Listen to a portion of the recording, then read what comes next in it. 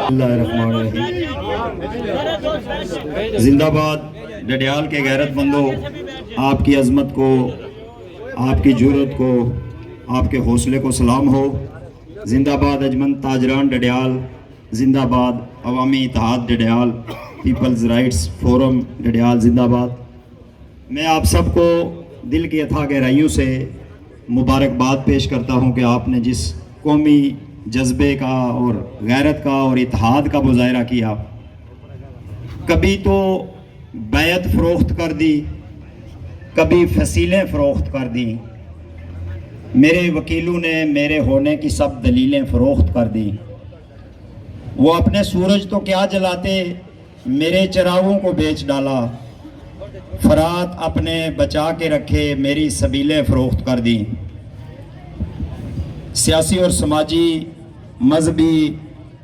عمائدین، انجمن تاجران کے نمائندگان، صحافی حضرات، نوجوانوں، دوستوں، ساتھیوں، بزرگوں، خواتین و حضرات، میں سب سے پہلے تو آپ تمام احباب کا بالخصوص سٹیج سے جو ہمارے لیے کلمات تحسین کہے گے، میں اس کا شکریہ ادا کرتا ہوں۔ ہم آپ کے بھائی ہیں، آپ کے دوست ہیں، آپ کے بچے ہیں، آپ کے عزیز ہیں،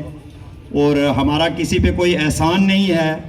یہ جو جدوجہد ہے یہ ہمیں بھی ورثے میں ملی ہے، ہم سے پیش رو اس دھرتی کے لوگ اور خصوصاً اس ضلع کے لوگ، ڈڈیال کے لوگ، میرپور کے لوگ جو ہے وہ ان ساری تحریکوں کے بانی ہیں۔ تو ہم نے جو کچھ بھی سیکھا ہے، یہ جو کچھ کر رہے ہیں، وہ انہی کے نقش قدم پر، آپ لوگوں کے نقش قدم پر چل کر کر رہے ہیں۔ دوستوں اور ساتھیوں، جب بھی کسی قوم کو محکوم بنایا جاتا ہے تو سب سے پہلے جو قابض طاقتیں ہوتی ہیں وہ یہ کوشش کرتی ہیں کہ اس قوم کے اندر سے جس کو محکوم بنا لیا گیا، اس کے اندر سے جذبہ حب الوطنی، اس کی قومی غیرت، اس کا جذبہ ایمانی اور اس کا جو احساس تفاخر ہے اس کو چھین لیا جائے، اور ان کے دلوں میں شکست کا احساس پیدا کر دیا جائے، نامردگی کا احساس پیدا کر دیا جائے، کمزوری کا احساس پیدا کر دیا جائے۔ اور اس کا مظاہرہ ہمیں ہر گلی محلے میں، اپنے علاقوں میں نظر آتا ہے، جب اچھے خاصے سنجیدہ، پڑھے لکھے، سمجھدار اور با اثر لوگ بھی ہمیں یہ کہتے نظر آتے ہیں کہ آزادی نہیں ملے گی، یہ جلسے جلوسوں سے کیا ہوگا، یہ احتجاجوں سے کیا ہوگا، اس سے کچھ بدلنے والا نہیں ہے، اور بعض اس سے بھی آگے انتہا پسندی تک چلے جاتے ہیں کہ کہتے ہیں کہ بھائی مارو یا مرو، اس کے علاوہ کوئی راستہ نہیں ہے۔ لیکن جو اگر ہم قوموں کی تاریخ پہ نظر دوڑائیں، ہم اپنے ارد گرد چلنے والی سیاسی تحریکوں پہ نظر دوڑائیں، تو ہمیں یہ سبق ملتا ہے کہ جب عوام جو ہیں وہ اکٹھے ہو کر اپنی طاقت کا اظہار کرتے ہیں، تو جتنے بھی تالے آزما ہیں، چاہے وہ قابض ہوں، چاہے وہ حقوق غصب کرنے والے ہوں، چاہے وہ بادشاہ ہوں، چاہے وہ ڈکٹیٹر ہوں، یا وہ یزید ہوں وقت کے، ان کو جو ہے وہ بھاگنا پڑتا ہے، ان کو میدان چھوڑنا پڑتا ہے، اور عوام جو ہے وہ فتح یاب ہوتی ہے۔ یہ ایک مہینے کی جو تحریک ہے اس کشمیر کے اندر، یہ بھی اس بات کا اظہار ہے کہ عوام کی طاقت نے، عوام کی جرأت نے، اور مل کر آواز بلند کرنے کی وجہ سے جو ہے یہ اسلام آباد کے جو بدماش ہیں اور یہاں پر جو ان کے سہولتکار ہیں وہ گھٹنے ٹیکنے پر مجبور ہوئے ہیں، وہ عوام کے قدموں میں آ کر بیٹھنے پر مجبور ہوئے ہیں۔ ان کی جیلیں، ان کے تھانے، ان کے تشدد جو ہے، عوام نے ہنس کر باجرأت طریقے سے، مردانگی سے جو ہے وہ ان کا مقابلہ کیا ہے جگہ جگہ پر۔ اگر آج آپ جا کر وہ عابد حسین کو دیکھیں، جس کے جسم کا ایک ایک حصہ جو ہے اس پر سوراخ کیے گئے، اس کو تشدد کا نشانہ بنایا گیا، جب اس کو ہسپتال میں ملنے کے لیے بے ہوشی کی حالت میں بھی ہم لوگ پہنچے، تو اس نے کہا یہ جو میرا ایک ایک زخم ہے، اس کے اندر سے بھی اپنے حقوق کے لیے، اپنی آزادی کے لیے آواز جو ہے وہ اٹھتی رہے گی۔ میں کسی صورت پر بھی اپنے دوستوں سے کہوں گا کہ وہ کمپرومائز نہ کریں۔ ہم تھانے کے اندر گئے، ہم جیل کے اندر گئے لیاقت حیات سے ملنے کے لیے، ان 20-22 اسیروں سے ملنے کے لیے، مسکرا کر انہوں نے ہمارا استقبال کیا، خوش دلی سے استقبال کیا اور پیغام دیا کہ باہر جتنے بھی لوگ لڑ رہے ہیں ان سے جا کر کہو کہ ہماری آزادی کی پرواہ نہ کریں، ہماری رہائی کے نعرے نہ لگائیں بلکہ اپنی رہائی کے نعرے لگائیں، ریاست کی رہائی کے نعرے لگائیں، اپنے وسائل کی رہائی کے نعرے لگائیں۔ اس لیے میں یہ آپ سے کہنا چاہتا ہوں، ہم یہ جنگ جو ہے یہ جیتنے کی طرف بڑھ رہے ہیں۔ یہ جو اتحاد ہے عوام کا، یہ جو سیاسی جماعتوں کا، اس میں بے شمار سبق ہے، اس میں آزادی پسندوں کے لیے بھی بے شمار سبق ہے، ان لوگوں کے لیے بھی بے شمار سبق ہے جو یہ کہتے رہتے ہیں کہ ہم کبھی اکٹھے نہیں ہو سکتے ہیں، ہم جڑ نہیں سکتے ہیں، کشمیری تقسیم ہے۔ یہ بھی غاصبوں کا ایجنڈا ہے، یہ بھی قابضوں کا ایجنڈا ہے کہ وہ ہمیں بتاتے رہے کہ جی ہم برادریوں میں تقسیم ہے، ہم علاقوں میں تقسیم ہے، ہم فرقوں میں تقسیم ہے، ہم پارٹیوں میں تقسیم ہے۔ لیکن کشمیر کے لوگوں نے نیلم سے لے کے تاؤ بڑ تک کوئی بھی ضلع، کوئی بھی علاقہ، کوئی بھی قصبہ نہیں بچا ہے جہاں اکٹھے ہو کر ساری جماعتوں نے اکٹھے ہو کر اتحاد کا، یکجہتی کا پیغام دیا، آزادی کا پیغام دیا، تقسیم کشمیر کے خلاف ایک پیغام دیا ہے اور اپنے وسائل کی بحالی کے لیے، اپنے وسائل کو واپس لینے کے لیے ایک مضبوط پیغام دیا ہے۔ میں ساری سیاسی جماعتوں کو، ساری جتنی بھی یہاں پر سیاسی جماعتیں ہیں، ان کے جو زعماء ہیں، ایک مخصوص لیئر کو چھوڑ کر، ایک مخصوص طبقے کو چھوڑ کر جو شاید 100 بندے نہیں ہوں گے، جو شاید 50 60 70 80 بندے ہوں گے، آپ بھی سب ان سے واقف ہیں، اس کے علاوہ نیچے جتنے بھی پارٹیوں کی قیادت ہے، جتنے بھی لوگ ہیں، انہوں نے اپنے طور پر، ان کو کسی نے مجبور نہیں کیا۔ ڈڈیال والوں نے پیپلز رائٹس فورم بنایا، کوٹلی والوں نے ایکشن کمیٹی بنائی، پونچھ والوں نے رائٹس فورم بنایا، باغ والوں نے بنایا، مظفر آباد والوں نے بنایا، اپنے طور پر اتحاد بنائے، یکجہتی کا مظاہرہ کیا، ایک دوسرے کو برداشت کیا، اختلافی نہروں کو برداشت کیا اور بڑی جرت کے ساتھ جو ہے وہ ہر میدان میں نکلے، اپنے بازار بند کیے، اپنی جو ہے وہ کاروبار بند کیا۔ یہ کوئی معمولی بات نہیں ہے، لیکن یہ جو حقوق والا معاملہ ہے، یہ معاملہ یہاں رکنے والا نہیں ہے۔ اگر کوئی یہ سمجھتا ہے میرے سمیت، اس تحریک کے قائدین سمیت، کہ یہ ہمیں مفت بجلی دے دیں گے، یہ ہمیں ٹیکس جو ہے وہ معاف کر دیں گے، یہ ہماری زمینوں پر قبضے نہیں کریں گے، یہ ہمارا زر مبادلہ جو ہے وہ نہیں کھائیں گے، یہ ہماری سیاست پر کنٹرول نہیں کریں گے، یہ ہمیں حق حکمیت لوٹا دیں گے یا حق ملکیت لوٹا دیں گے، تو یہ بہت بڑی بھول ہے۔ یہ قبضے کی نفسیات کو نہ سمجھنے کے مترادف ہے۔ قبضہ کیا اس لیے جاتا ہے کہ آپ کے وسائل کو لوٹا جائے، اس لیے نہیں قبضہ کیا جاتا کہ آپ کی ہمدردی میں کیا جائے، جیسے یہ کہتے ہیں ہم آپ کے وکیل ہیں، ہم آپ کے یہ ہیں، ہم آپ کے وہ ہیں۔ سادہ لوگ جو کشمیری ہیں ان کو 75 سال سے بیوقوف بنایا جا رہا ہے۔ سب سے پہلے ہمارے اس وکیل نے 1948 میں ہمارے ساتھ ہاتھ کیا، ہماری پیٹھ میں چھرا گھونپا، جب ہمارے حق خود ارادیت کو محدود کر کے یہ کہا گیا کہ انڈیا یا پاکستان میں سے ایک کا انتخاب کر لو، آزادی کا انتخاب نہیں کرنا۔ پھر تاشقند کے اندر جا کے ہمیں بیچا گیا، پھر شملہ کے اندر جا کے اقوام متحدہ کو بھی نکال دیا گیا اور یہ طے کیا گیا کہ یہ دو طرفہ معاملہ ہے، یہ صرف انڈیا پاکستان کا جھگڑا ہے۔ اب عالمی برادری بھی جو ہے وہ وکیل نہیں بنے گی، عالمی برادری بھی اس پہ کوئی رول ادا نہیں کرے گی، جس کا نتیجہ یہ ہوا کہ 1972 سے لے کے 2019 تک، یعنی لگ بھگ 50 سال جو ہے، اقوام متحدہ کی سلامتی کونسل نے ایک دفعہ بھی مسئلہ کشمیر کو ایجنڈے پر نہیں لایا، حالانکہ یہ سب سے پرانا مسئلہ کشمیر کا جو ایجنڈا ہے، یہ اقوام متحدہ کی پیدائش اور مسئلہ کشمیر ہم عمر ہیں۔ پہلا ایجنڈا ہے مسئلہ کشمیر کا جو اقوام متحدہ کے ایجنڈے اور اس کی سلامتی کونسل کے ایجنڈے پر تھا، لیکن 50 سال جو ہے ہمارے وکیلوں نے اس کو دبا کے رکھا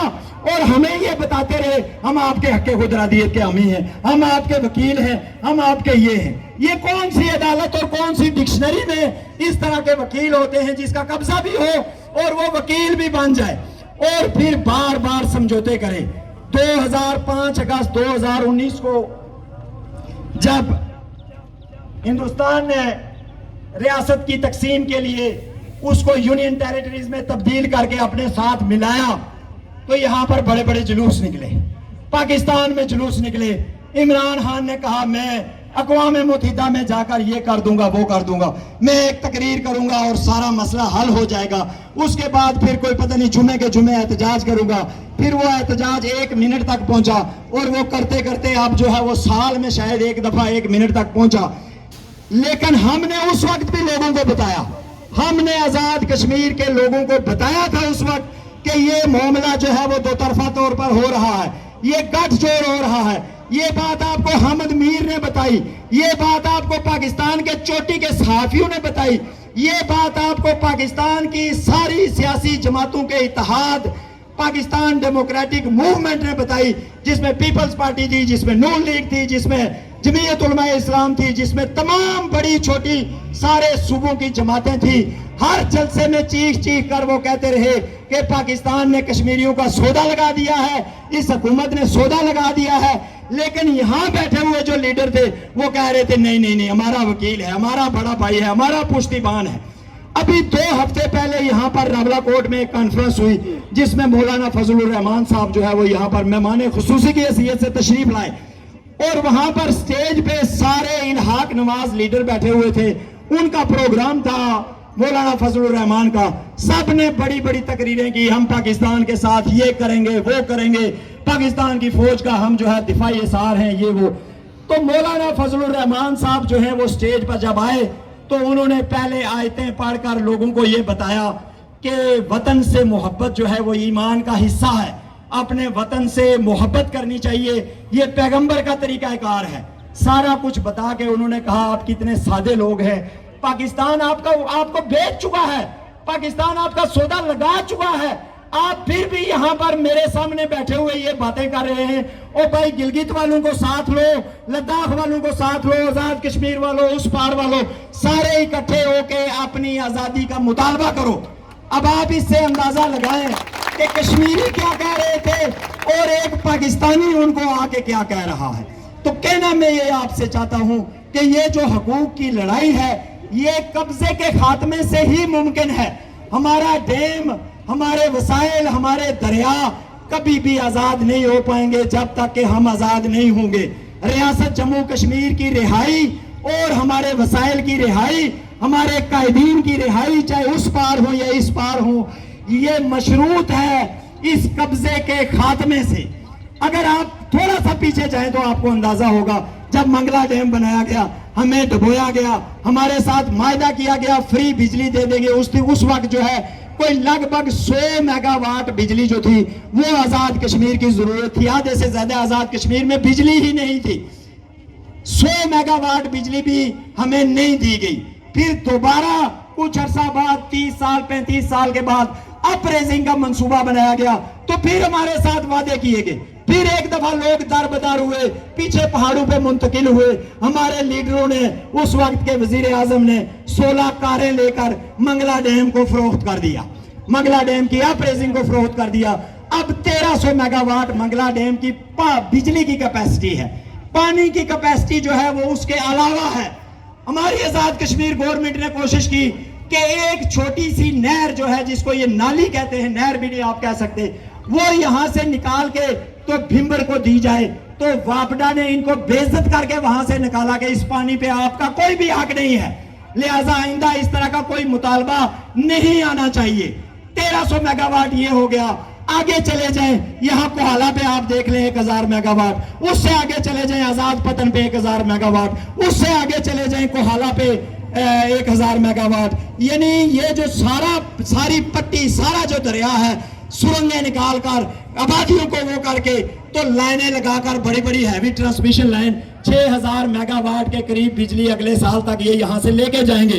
अब हम इनसे सिर्फ ये मुतालबा करते हैं कि 6000 में से 300 मेगावाट बिजली हमें दे दो। ये वो भी देने के लिए तैयार नहीं है। ना सिर्फ ये कि वो बिजली देने के लिए तैयार नहीं है, बल्कि हमारे पास जो बिजली का रेट है वो तेल से पैदा होने वाली बिजली का है। ये जो फ्यूल एडजस्टमेंट टैक्स है, एक बिल पे 1500 2 हजार रुपया लगाया जा रहा है, ये वो फर्नेस ऑयल से पैदा होने वाली बिजली है जो कराची में इस्तेमाल होती है, जो मुल्तान बहावलपुर में इस्तेमाल होती है। बिल जो है वो मैं और आप दे रहे हैं। जो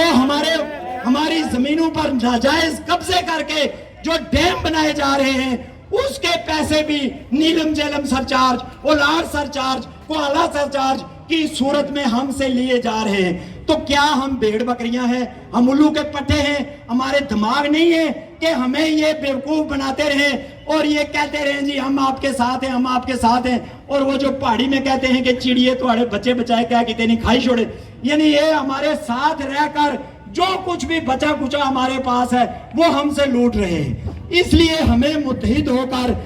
قبضے کے خاتمے کے خلاف آواز بلند کرنی ہے۔ یہ کسی کے خلاف نہیں ہے، ہم کوئی علیحدگی پسند نہیں ہے، ہم کوئی کینہ کو اپنے ساتھ نہیں ملانا چاہتے ہیں، یا جو ہے وہ کوہوٹا کو اپنے ساتھ نہیں ملانا چاہتے ہیں، یا دہلی اور بنارس کو مدراس کو اپنے ساتھ نہیں ملانا چاہتے ہیں۔ یہ ریاست جموں کشمیر جو ہے ایک تاریخی طور پر ایک وطن ہے یہاں کے رہنے والے لوگوں کا۔ یہاں پہ لوگوں نے ہزار سال سے مشکل راستوں پر، ان پہاڑوں پر، ان دریاؤں کے کنارے، ان وادیوں میں آباد کاری کی ہے، یہاں پہ کھیت بنائے ہیں، یہاں پہ چشمے بنائے ہیں، یہاں پہ زندگی گزاری ہے، ان پہاڑوں کو آباد کیا ہے۔ آج اگر یہ ہم پر حملہ کرتے ہیں تو یہ ہمارے آباء و اجداد کی پگ پر حملہ ہے، یہ ہمارے عزت نفس پر حملہ ہے، یہ ہماری غیرت پر حملہ ہے۔ ہم کچھ بھی برداشت کر سکتے ہیں، ہم بھوکے بھی رہ سکتے ہیں، ہم ننگے بھی رہ سکتے ہیں، ہم پیاسے بھی رہ سکتے ہیں، لیکن اپنے گھر پر اور اپنی غیرت پر حملہ برداشت نہیں کر سکتے۔ یہ بغیرت قوم ہے،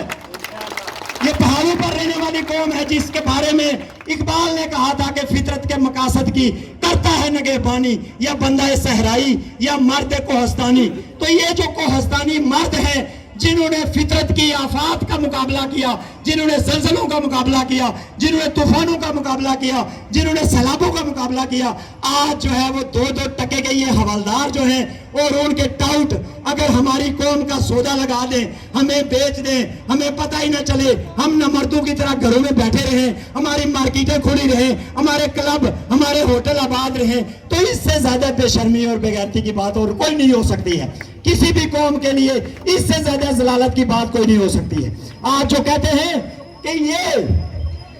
ایٹمی طاقتیں ہیں،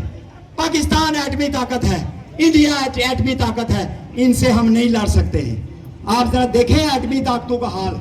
ذرا ڈالر کا ریٹ دیکھ لیں، ذرا پاؤنڈ کا ریٹ دیکھ لیں، ذرا ان کے اسٹیٹ بینک کی حالت دیکھ لیں، ذرا عوام کے خلاف ان حکمرانوں کے جو عوام دشمن اقدامات ہیں وہ دیکھ لیں۔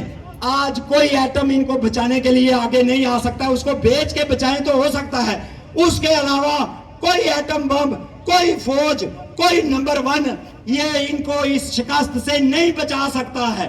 اس لیے نہیں بچا سکتا ہے کہ انہوں نے ہمیشہ مظلوموں کے ساتھ دھوکہ کیا ہے، انہوں نے مظلوموں کے ساتھ زیادتی کی ہے۔ اور میں آپ کو بتاؤں،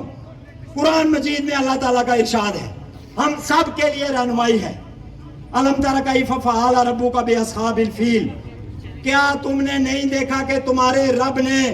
ان ہاتھیوں کے ساتھ، ہاتھی والوں کے ساتھ کیا سلوک کیا؟ یہی جو ہاتھی ہیں بڑے بڑے ایٹمی طاقتیں، خدا اس کی طرف اشارہ کر رہا ہے، کیا تم نے نہیں دیکھا کہ ہم نے ان ہاتھی والوں کے ساتھ کیا کیا؟ کیا ہم نے ان کے داؤ پیچ، ان کی مکاریاں، ان کی بدماشیاں غلط نہیں کی؟ اور ہم نے ان پر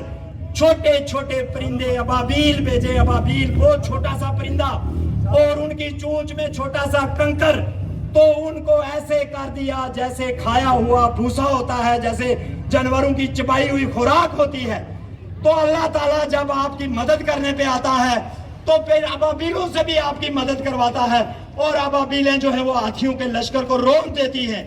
آج عوام کی طاقت جو ہے، یہ ابابیل جو ہیں، یہ نہتے لوگ، یہ بغیر فوج کے لوگ، یہ بغیر حکومت کے لوگ آج ان ہاتھیوں کو جو ہے وہ یہاں پر رگڑا کروا رہے ہیں۔ اگر ہمارا اتحاد برقرار رہا، اگر اسی طرح ہمارا ایمان برقرار رہا، اپنے اوپر ایمان، اپنے زور بازوؤں پر ایمان، اپنی تاریخ پر ایمان، اپنی ثقافت پر ایمان، اپنے کلچر پر ایمان اگر ہمارا قائم رہا، ہم اسی طرح جڑے رہے، تو میں آپ کو پورا یقین دلاتا ہوں کہ انشاءاللہ تعالیٰ وہ دن دور نہیں جب یہ منحوس خونی لکیر جو ہے اس کا خاتمہ ہو جائے گا، یہ مٹے گی انشاءاللہ تعالیٰ، ہم اور آپ مٹائیں گے اس کو، اس کے اوپر جا کر اس کو انشاءاللہ تعالیٰ مٹائیں گے۔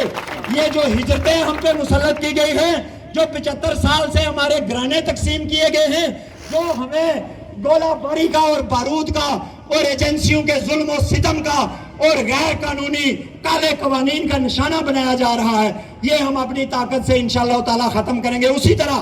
جس طرح جرمنوں نے دیوار برلن ختم کر دی، اسی طرح جس طرح روسیوں نے زار روس کو شکست دی، اسی طرح جس طرح خمینی نے اپنے وقت کے بڑے بادشاہ ظاہر شاہ کو وہاں پر شاہ ایران کو وہاں پر شکست دی، اسی طرح جس طرح طالبان نے بدماشوں کو شکست دی، اسی طرح جس طرح پاکستان کے لوگ آج اٹھ کر ان فوجیوں کے اور ان حکمرانوں کے ظلم کے خلاف ہر چوک چوراہے پر آزادی مانگ رہے ہیں، اسی طرح کشمیر کے لوگ بھی آزادی لیں گے۔ لیکن ضرورت اس امر کی ہے کہ اپنا اتحاد برقرار رکھیں اور اپنی صفوں میں یہ جو وسوسے ڈالنے والے ہیں، یہ جو جنوں میں سے بھی ہیں اور انسانوں میں سے بھی ہیں، من الجنت والناس، تو پیغمبر نے کہا کہ یہ جنوں میں سے وہ ہیں جو چھپ چھپ کر آتے ہیں، جو چوری چھپے آپ کی دکانوں پہ آتے ہیں، جو پریس کلب میں جاتے ہیں، جو انجمن تاجروں کے پاس جاتے ہیں اور جا کے لوگوں کو کہتے ہیں کہ جی یہ انڈیا کے ایجنٹ ہیں، یہ فلانے کے ایجنٹ ہیں۔ یہ جس چوک میں کھڑے ہیں ہم، جس آدمی کے نام پر یہ چوک ہے، اس کو جب انڈیا نے گرفتار کیا تو انہوں نے کہا یہ پاکستان کا ایجنٹ ہے۔ جب وہ واپس آیا جیل توڑ کے، یہاں شاہی قلعے میں 2 سال تشدد ہوا، کہا یہ انڈیا کا ایجنٹ ہے۔ یاسین ملک کو 2 عمر قید کی سزائیں بولی گئیں، کہا گیا یہ پاکستان کا ایجنٹ ہے۔ یہاں یاسین ملک کے ساتھی جو کھڑے ہیں ان کو کہا گیا یہ انڈیا کا ایجنٹ ہے، اور کہہ کون رہا ہے؟ یہ بھی غور کرنے کی بات ہے۔ ان باتوں پر یقین کرنے سے پہلے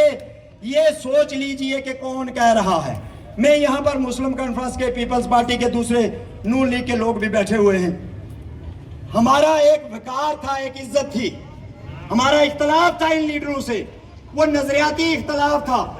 نظریاتی اختلاف گھر میں بھی ہوتا ہے، باپ بیٹے کے درمیان بھی ہو جاتا ہے، بھائیوں کے درمیان بھی ہوتا ہے،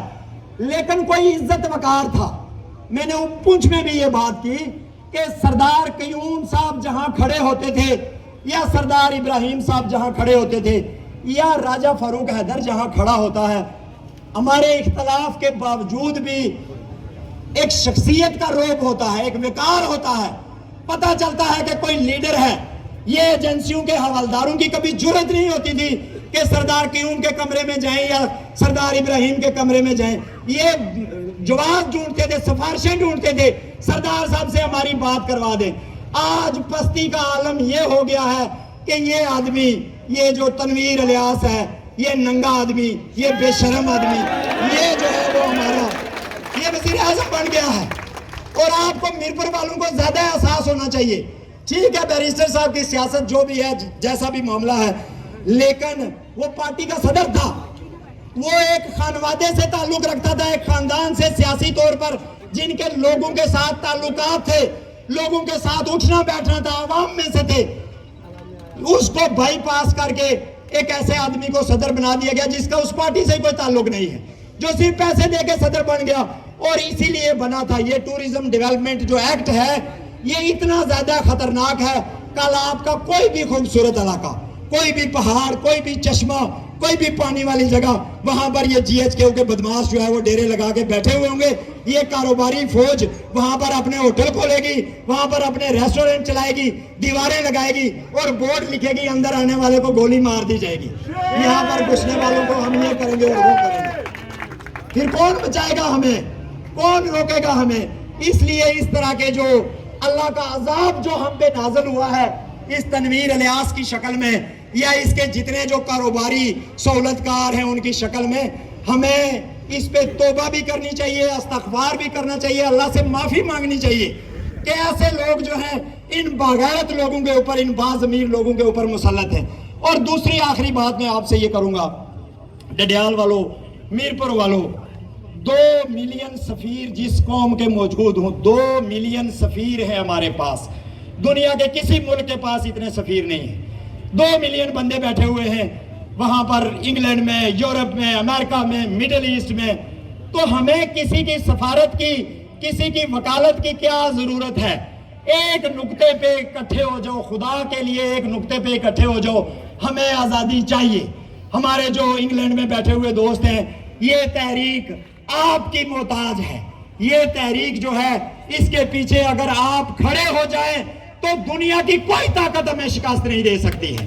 اگر 15 لاکھ برطانوی کشمیری جو ہیں وہ یہاں کا کچرا اٹھا کے وہاں پر نہ لے کے جائیں، یہاں کی سیاست، یہاں کی برادریاں، یہاں کے لیڈر جو ہیں ان کو اٹھا کے وہاں پر نہ لے کے جائیں، ان کو پروٹوکول نہ دیں، بلکہ کشمیر کے لیے آواز بلند کریں، برطانویوں کو لے کر، گوروں کو لے کر، کالوں کو لے کر آواز بلند کریں۔ میں آپ کو دعوے سے کہہ سکتا ہوں اگر ایک ہفتہ وہ لگاتار اس طرح کی کوشش کریں ہم بہت آگے بڑھ جائیں گے۔ اور پھر یہاں پر جو تحریک ہے اس تحریک کو بھی آپ کی مدد کی ضرورت ہے۔ ایسے تحریکیں نہیں چلتی ہیں، ایسے یہ جلسے نہیں ہوتے ہیں۔ اس کے لیے بھی آج اگر اس جلسے کے اخراجات کا آپ تخمینہ لگائیں گے تو آپ کو یہ پورا بازار جس کا کاروبار ہے ایک دن کا، اس کے جو پیسے ہیں وہ اس جلسے کا خرچہ ہے۔ اگر یہاں کا ٹرن آؤٹ